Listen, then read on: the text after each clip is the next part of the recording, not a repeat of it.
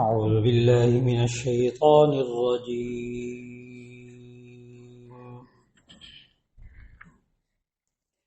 بسم الله الرحمن الرحيم.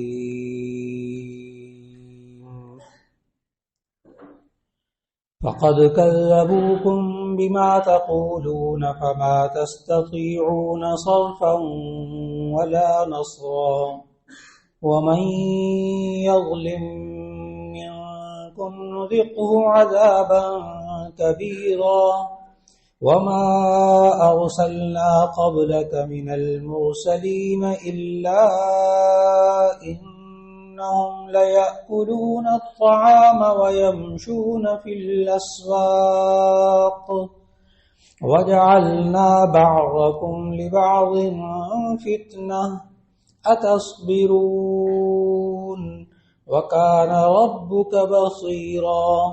صدق اللہ العظیم. اللہ رب العزت نے 18ویں پارے میں سورہ فرقان کی آیت نمبر 19 اور 20 کی تلاوت کی توفیق عطا فرمائی، اور یہیں 18واں پارہ مکمل ہو رہا ہے.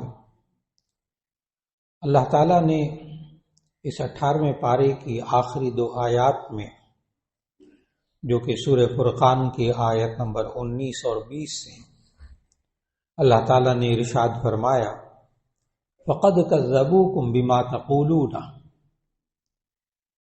پس بے شک انہوں نے تمہیں جھٹلا دیا اس بات کے بارے میں جو تم کہتے ہو، یعنی جن معبودان باطلہ یا جن انبیاء کو اللہ کا بیٹا بنا کر تم ان کی عبادت کرتے تھے، تم ان کو الہ خدا سمجھتے تھے، انہوں نے اب میدان حشر میں تمہاری باتوں کو جھٹلا دیا ہے.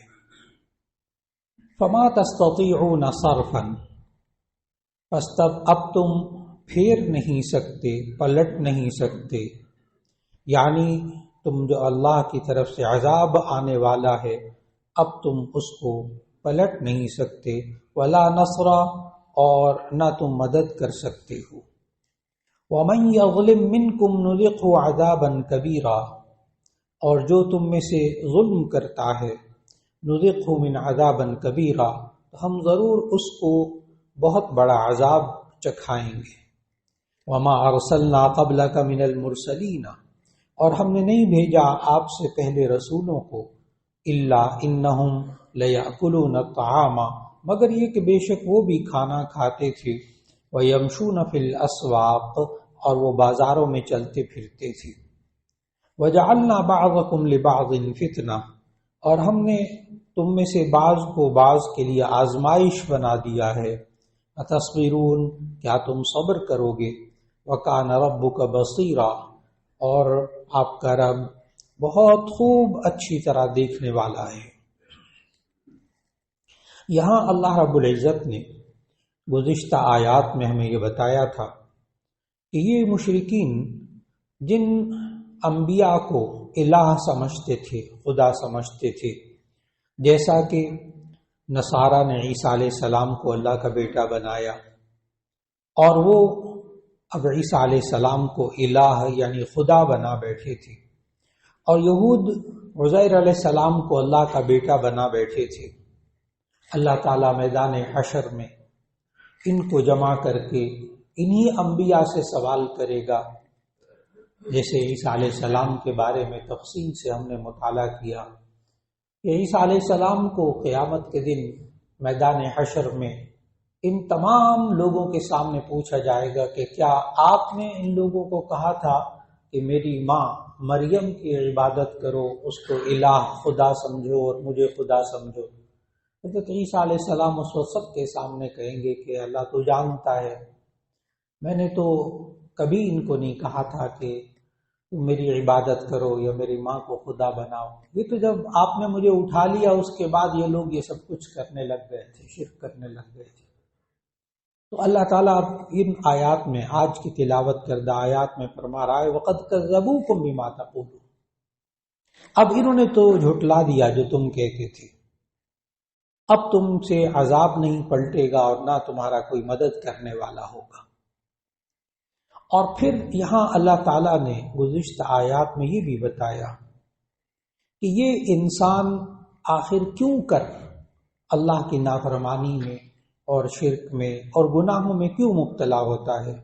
اس کی ایک وجہ اللہ تعالیٰ نے یہ بتائی کہ جہاں حضرت عیسیٰ علیہ السلام سے پوچھا جائے گا اور ان معبودان باطلہ کو میدان حشر میں جب سوال کیا جائے گا تو وہ یہ کہیں گے وَلَٰكِن مَتَّعْتَهُمْ وَآبَاءَهُمْ حَتَّىٰ نَسُوا الذِّكْرَ، لیکن آپ نے ان کو خوب مال و دولت ساز و سامان دے دیا تھا، ان کو اور ان کے آبا و اجداد کو، حتیٰ نسوا الذکر، یہاں تک کہ یہ اللہ کی نصیحت کو بھلا بیٹھے تھے۔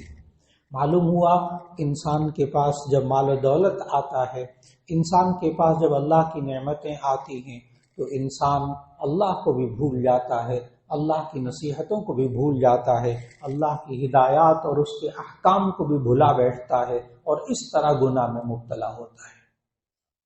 جب انسان کے پاس اللہ کی نعمتیں آتی ہیں تو یہ انسان انہی نعمتوں کو سب کچھ سمجھ بیٹھتا ہے، انہی نعمتوں کے بارے میں سمجھتا ہے کہ یہ میرا حق تھا، یہ میں نے اپنے زور بازو سے کمایا، لہذا وہ انسان ناشکرا بن جاتا ہے اور اللہ کے احکام کی قدر نہیں کرتا۔ جب تک انسان نعمتوں میں رہتا ہے اس انسان کو چاہیے کہ یہ شکر کرتا رہے اللہ کا، یہ اللہ کی نعمتوں کا شکر ادا کرے، اور یہ ناشکری کی طرف اگر چلا جائے تو ایسی صورت کے اندر یہی انسان گمراہی میں مبتلا ہوتا ہے اور یہی انسان آخر کار گناہوں کے اندر مبتلا ہوتا ہے۔ آج وقت کی بہت بڑی ضرورت ہے کہ یہ انسان جب اللہ نعمتیں دے تو یہ شکر ادا کرے، اور اس کے شکر ادا کرنے کا ایک طریقہ یہ بھی ہے کہ یہ انسان اللہ سے اور اللہ کے بندوں سے ان نعمتوں کے بارے میں شکر کا کیا طریقہ اختیار کرے کہ اپنے دل سے اس نعمت دینے والے کا شکر ادا کرے۔ دل سے نعمت کا شکر ادا کرنے کے دو طریقے، ایک احترام منعم اور ایک محبت منعم۔ منعم کہتے ہیں نعمت دینے والا، نعمت دینے والے کا احترام کرنا، یہ دل سے شکر ہے اس کا۔ آپ کا کوئی دوست، آپ کا بھائی کوئی آپ کی مدد کرتا ہے، آپ اس کا دل سے احترام کرتے ہیں، یہ اس کا شکر ادا کرنا ہے۔ اور اگر آپ کے ساتھ کوئی اچھا سلوک کرے، آپ کا خیال رکھے، آپ کو پیسوں سے آپ کی مدد کرے، حالات میں آپ کی مدد کرے، اور یہ انسان اس کا احترام نہ کرے تو اس کا دل ٹوٹتا ہے کہ میں اس کے ساتھ اتنا اچھا سلوک کرتا ہوں اور یہ میرے ساتھ اچھا برتاؤ نہیں کرتا، یہ مجھے احترام نہیں دیتا۔ نمبر دو، دل سے محبت کرنا، یہ بھی ایک شکر کا انداز کہ جو انسان یا جو ہستی انسان کو نعمتیں دے رہی ہو، انسان اس سے محبت کرے۔ اگر وہ ماں باپ ہیں تو ان سے محبت کرے، اگر کوئی دوست ہے تو ان سے محبت کرے، اور اگر اللہ نعمتیں دے رہا ہے اور یقیناً وہی دے رہا ہے تو یہ انسان پھر اللہ سے بھی محبت کرے۔ تو ایک تو ہے دل سے شکر ادا کرنا، اور وہ کیسے، یعنی میں بتا رہا ہوں کہ اللہ جب نعمتیں دے تو انسان گمراہی سے کیسے بچے گا۔ نمبر ایک، دل سے اللہ کا احترام کرے، اللہ کو بڑا سمجھے۔ نمبر دو، اللہ سے محبت کرے، اور محبت کی پہچان کیا ہوتی ہے؟ جب کوئی انسان کسی سے محبت کرتا ہے اس کی پہچان یہ ہوتی ہے کہ اس کو دکھ نہیں دیتا، اس کو ناراض نہیں کرتا، اس کی بات کو مان کر چلتا ہے، یہ بہت بڑی نشانی ہوتی ہے۔ اور اگر کوئی انسان کہے مجھے آپ سے بڑی محبت ہے، اے ابا جی آپ سے مجھے بڑی محبت ہے، آپ عظیم باپ ہیں، آپ جیسا کوئی باپ ہی کوئی نہیں، اچھا بیٹا یہ ذرا سبزی لا دو، یہ نہیں ہوتا میرے سے، ویسے آپ عظیم باپ ہیں، عظیم باپ ہے، کہنا نہیں ماننا باپ کا، وہ زبانی جمع خرچ ہے، زبانی جمع خرچ، اللہ بہت بڑا ہے، اللہ رازق ہے، اللہ فلاں ہے، اچھا اللہ نے جو کہا وہ کر بھی دو، وہ نہیں کرنا، نماز پڑھنے کو کہا وہ نہیں پڑھنی، روزہ رکھنے کو کہا وہ نہیں رکھنا، ویسے ہے اللہ بہت بڑا، میں اللہ سے بہت محبت کرتا ہوں، نہیں بالکل نہیں، زبانی جمع خرچ۔ تو نمبر ایک کہ انسان دل سے اللہ سے محبت کرے اور اس کا احترام کرے، اس کو بڑا سمجھے، یہ ہے دل سے شکر ادا کرنا۔ نمبر دو، زبان سے شکر ادا کرنا، تب انسان نعمتوں میں رہتے ہوئے کبھی ظلم نہیں کرے گا، کبھی انسان گناہ نہیں کرے گا، جب زبان سے شکر ادا کرے گا۔ زبان سے شکر ادا کرنے کے دو طریقے. نمبر ایک، اس نعمت کو ذکر کرنا، زبان پہ لانا کہ اللہ نے مجھے یہ نعمت دی. یہ ہمارے معاشرے کے اندر یہ والی ناشکری بہت زیادہ ہے. اللہ نے نعمتیں دی ہوتی، زبان پہ نہیں لاتے، ہائے ہائے کرتے ہیں. اللہ نے اولاد دی ہے، اللہ نے رزق دیا ہے، اللہ نے سکون دیا ہے، اللہ نے برکت دی ہے، مال و دولت دیا ہے، چیزیں دی ہیں، کھانے کو دیا ہے. یہ انسان زبان سے ذکر نہیں کرتا. اللہ تعالیٰ نے نبی صلی اللہ علیہ وسلم کو سورہ والضحیٰ کے اندر شکر کا یہ طریقہ سکھایا. وَأَمَّا بِنِعْمَةِ رَبِّكَ فَحَدِّثْ. آپ کے رب نے جو آپ کو نعمتیں دی آپ بیان تو کیجیے. اس کی میں ایک چھوٹی سی مثال دوں گا جس سے یہ بات سمجھ میں آئے گی کہ کسی کوئی نعمت دے اس کو بیان تو کرے نا. آپ اپنے ایک عزیز کو، اپنے بھتیجے کو، بھانجے کو، بھائی کو کوئی نعمت دیں، اچھا سا موبائل لے کر دیں، اس کو اچھا سا سوٹ لے کر دیں، اور وہ زبان پہ نہ لائے کہ یہ دیا کس نے. آخر کار بندہ سوچتا ہے عجیب نا شکرہ بندہ ہے، یہ تو ذکر زبان پہ نہیں لاتا کہ دیا کس نے. میرے بھائی نے دیا ہے، میرے ابا جی نے دیا ہے، میری خالہ نے دیا ہے. یہ انسان زبان پہ ذکر تو کرے مجھے اللہ نے نعمتیں دی. تو زبان سے صرف اللہ کی نعمتوں کا بیان کرنا کہ اللہ کا شکر ہے اللہ نے مجھے اولاد کی نعمت بھی دی ہے، اللہ کا شکر ہے کہ اللہ نے مجھے کھانے کو بھی دیا ہے، اللہ کا شکر ہے اللہ نے مجھے صحت دی ہے. یہ انسان زبان سے اللہ کی نعمتوں کا صرف ذکر کرے نا، بیان کرے کہ اللہ نے مجھے دیے، یہ بھی ایک شکر کا طریقہ ہے. تو شکر کا ایک طریقہ کیا کہ انسان اپنی زبان سے اللہ کی دی ہوئی نعمتوں کا ذکر کرے. اللہ نے مجھے یہ دیا ہے، اللہ نے مجھے دیا. جو بندہ یہ کہے گا نا اللہ نے مجھے یہ بھی دیا ہے، اللہ نے مجھے یہ بھی دیا ہے، وہ کبھی ہائے ہائے نہیں کرے گا. ہائے ہائے ہمیشہ صرف وہ کرے گا جو اپنی زبان سے اللہ کی نعمتوں کا ذکر نہیں کرے گا، اس کو یاد نہیں کرے گا اس کی نعمتوں. اور دوسرا زبان سے شکر ادا کرنے کا طریقہ یہ ہے کہ انسان نعمت دینے والے کی تعریف کرے. نعمت دینے والے کی تعریف کرے. اب نعمت دینے والے دو، ایک بظاہر نظر آتا ہے، ایک حقیقی نعمت دینے والا. انسان کو جو نعمتیں دیتا ہوا بظاہر نظر آتا ہے وہ کوئی انسان ہوتا ہے، ماں ہے، باپ ہے، بہن بھائی ہیں، کوئی بڑا ہے، وہ اس کو دوست ہے، وہ اس کو نعمتیں دیتا ہوا نظر آتا ہے. اور ایک وہ ہے جو نظر نہیں آتا، یعنی اللہ. یہ انسان جو ظاہری طور پر نعمت دیتا ہوا نظر آ رہا ہے اس کا بھی شکر ادا کرے، اور جو انسان کو نظر نہیں آ رہا نعمتیں دیتا ہوا اس کا بھی شکر ادا کرے. اور دونوں کا طریقہ نبی صلی اللہ علیہ وسلم نے الگ الگ سکھایا. انسان نعمتوں میں بھٹکتا کب نہیں ہے؟ جب وہ زبان سے شکر ادا کرتا ہے. اور ذہن میں رکھیے گا اللہ کا شکر کیسے ادا کرنا ہے. کوئی پیسے نہیں خرچ ہوتے، بالکل نہیں خرچ ہوتے. اللہ کا شکر کیسے ادا کرنا ہے؟ الحمدللہ. تمام تعریفیں اللہ کے لیے. یہ اللہ کا شکر ادا کرنے کا طریقہ ہے. آپ کا کیا، آپ سے اپنے بچے سے پوچھے. اب بچوں کو مزاج بنانے کی ضرورت ہے. ہمارے بچے بھی نا ساری نعمتیں موجود ہوتی ہیں اور ناشکر پن کی وجہ سے گمراہی میں جاتے ہیں. ہماری نئی نسل بڑی گمراہی میں مبتلا ہے صرف ناشکر ہونے کی وجہ سے. ایک تو یہ کہ آپ اپنے بچوں سے پوچھیں بیٹا کھانا کھا لیا، تو اس کا جواب یہ ہو جی کھانا کھا لیا. ایک تو یہ جواب ہے، اور ایک یہ جواب ہے کہ الحمدللہ میں نے کھانا کھا لیا، یعنی اللہ کی تعریف بھی ساتھ کر رہا ہے. بیٹا آپ نے سبق یاد کر لیا؟ جی کر لیا. نہیں، الحمدللہ سبق یاد کر لیا. بیٹا آپ کی طبیعت کیسی ہے؟ آپ کل خراب تھی کوئی تھوڑی سی. جی الحمدللہ آپ ٹھیک ہو، اب بہتر ہو. اللہ کا شکر. الحمدللہ کہنے کی عادت ڈالیں، خود بھی اپنے آپ کو اور اپنے ساتھیوں کو بھی اور اپنی اولاد کو بھی. نمبر 2، بندوں کا شکر ادا کرنا. جزاک اللہ. نبی صلی اللہ علیہ وسلم نے طریقہ سکھایا بندوں کا شکر کیسے ادا کرنا ہے. جزاک اللہ. میں نے کہا پیسے خرچ نہیں ہوتے، کچھ نہیں خرچ ہوتا. جزاک اللہ. عادت ڈالے انسان. اپنے بچوں کو کوئی چیز دے نا تو وہ آگے سے جزاک اللہ کہیں. عادت ڈالیے. اس لیے کہ نبی صلی اللہ علیہ وسلم نے ہمیں سمجھایا من لم یشکر الناس لم یشکر اللہ. جو لوگوں کا شکر ادا نہیں کرتا وہ اللہ کا بھی شکر ادا نہیں کرتا. ایک محدث نے اس پر بڑی عجیب بات لکھی کہ یہ کیا بات ہوئی کہ جو لوگوں کا شکر ادا نہیں کرتا وہ اللہ کا بھی شکر ادا نہیں کرتا. تو اس حدیث کی تشریح میں محدث نے لکھا، بڑے غور سے بات سمجھنے والی ہے، کہ جو لوگوں کا شکر ادا نہیں کرتا وہ اللہ کا بھی شکر ادا نہیں کرتا. اس کی وجہ کیا ہے؟ تو تو محدث لکھتے ہیں کہ جو نعمت دیتا ہوا انسان نظر آ رہا ہے اس کا یہ انسان شکر ادا نہیں کرے گا تو جو نظر نہیں آ رہا اس کا کہاں شکر ادا کرے گا؟ یہ جو نعمت دیتا ہوا انسان ماں ہے، باپ ہے، دوست ہے، تو انسان ان کا شکر ادا کرے گا نا، تو جو نظر نہیں آ رہا اس کا بھی شکر ادا کرے گا۔ تو جزاک اللہ کہنے کی عادت ڈالے یہ انسان، یہ بھٹکے گا نہیں۔ اور پھر اس کے بعد اللہ کی دی ہوئی نعمتوں کو ڈھنگ سے استعمال کرنا، اللہ کی نعمتوں کو استعمال کرنا یہ بھی شکر ہے، اور ڈھنگ سے استعمال کرنا یہ بھی شکر ہے۔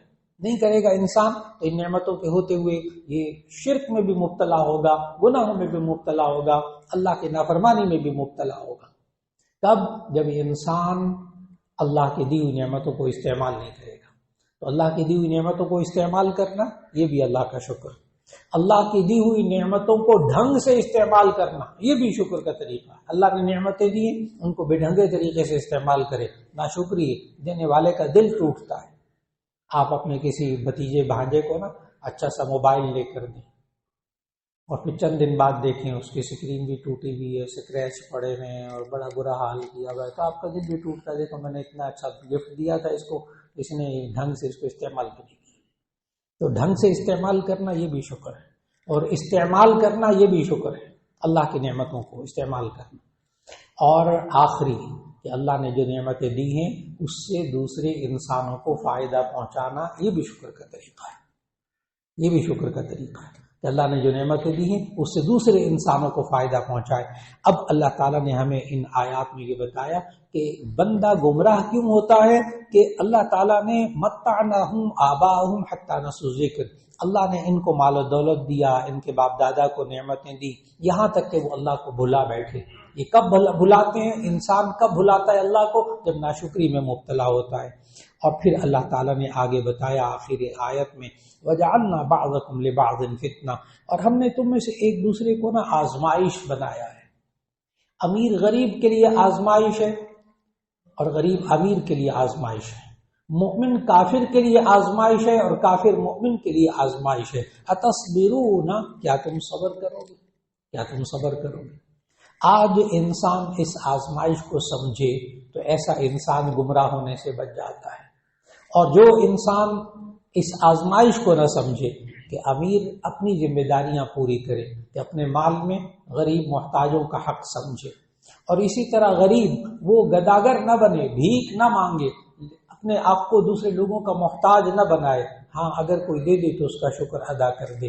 اور اسی طرح اللہ تعالیٰ نے بیماروں کو تندرستوں کے لیے آزمائش بنایا، تندرستوں کو بیماروں کے لیے آزمائش بنایا۔ آج وقت کی بہت بڑی ضرورت ہے کہ اللہ اس آزمائش میں سے انسان کو سرخرو کر دے۔ اور آخر میں آیت کے فرمایا وَكَانَ رَبُّكَ بَصِيرًا، اور آپ کا رب خوب دیکھنے والا ہے، اللہ دیکھ رہا ہے۔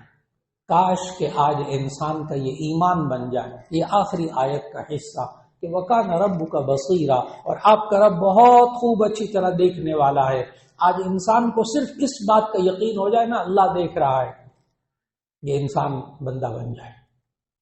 اس کی مثال عرض کروں چھوٹی سی، اگر انسان گاڑی میں جا رہا ہو، موٹر سائیکل میں جا رہا ہو، اور چوراہے میں پولیس والا کھڑا ہو اور آپ نے دیکھا کہ وہ دیکھ رہا ہے، ایک تو یہ کہ صرف موجود ہے تو بھی انسان ڈرتا ہے، اور اگر پتا ہو کہ وہ دیکھ رہا ہے، یہ انسان کبھی اشارہ کراس نہیں کرے گا، کبھی غلط راستہ اختیار نہیں کرے گا، وہ دیکھ رہا ہے۔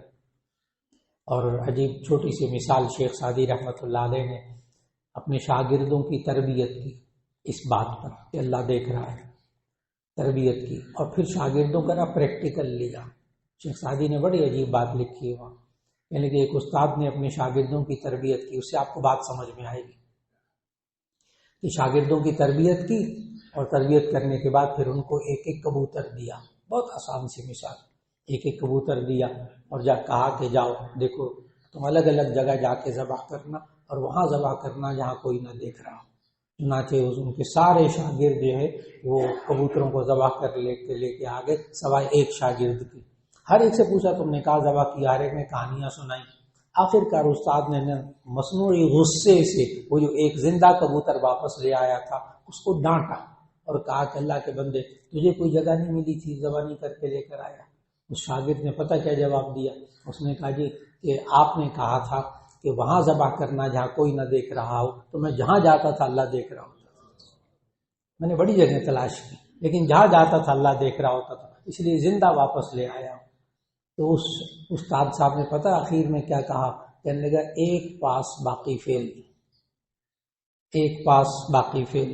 آج اس انسان کو اس بات کا یقین آ جائے نا، وَكَانَ رَبُّكَ بَصِيرًا، یہ 18ویں پارے کی آخری آیت کا چھوٹا سا حصہ، اللہ دیکھ رہا ہے، اللہ دیکھ رہا ہے۔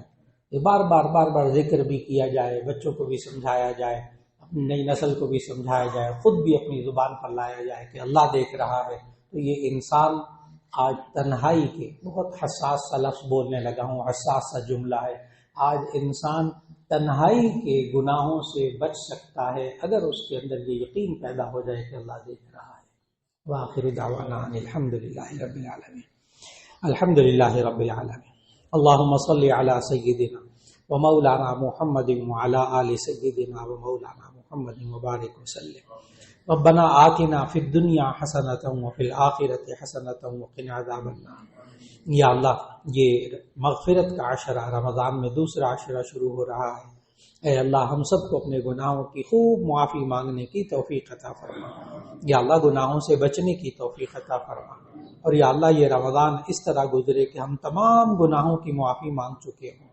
یا اللہ جو بندوں کے حقوق ادا کرنے ہیں، یا اللہ ہم بندوں کے حقوق بھی ادا کر دیں، حقوق العباد میں کوتاہیاں کرنا بند کر دیں، حقوق اللہ میں بھی کوتاہیاں ادا کرنا بند کر دیں، اور یا اللہ ہم سب کو نیک کاموں کی توفیق عطا فرما دے، شکر ادا کرنے کی توفیق عطا فرما دے، ناشکری سے ہم سب کو بچا لے۔ یا اللہ ہمیں یہ ایمانی قوت عطا فرما دے کہ اللہ دیکھ رہا ہے، خوف خدا ہم سب کو عطا فرما دے۔ یا اللہ آج معاشرے کے افراد میں سے خوف خدا ختم ہوا، جس کے نتیجے میں آج یہ انسان سرکش ہو رہا ہے، آج یہ انسان دوسرے انسانوں کو نقصان پہنچا رہا ہے، آج یہ انسان دوسرے انسانوں کا خون چوس رہا ہے۔ اے اللہ ان کے اندر خوف خدا نہ رہا، اے اللہ ہم سب کے اندر خوف خدا پیدا کر دے، اللہ دیکھ رہا ہے یہ یقین پیدا کر دے، اور پھر ہمیں گناہوں سے، اللہ کی نافرمانی سے بچنے کی توفیق عطا فرما دے۔ یا اللہ جو لوگ بیمار ہیں سب کو شفا کاملہ نصیب فرما۔ یا اللہ آج انسان طرح طرح کی پریشانیوں میں مبتلا ہے، یا اللہ ایک ایک کی پریشانی کو دور فرما دے۔ یا اللہ ہم سب کو صبر کی کیفیت عطا فرما دے، شکر کی کیفیت عطا فرما دے۔ یا اللہ ہمیں ہر طرح کے گناہ سے بچنے کی، نافرمانی سے بچنے کی توفیق عطا فرما دے۔ وصلی اللہ تعالی علی خیر خلقہ محمد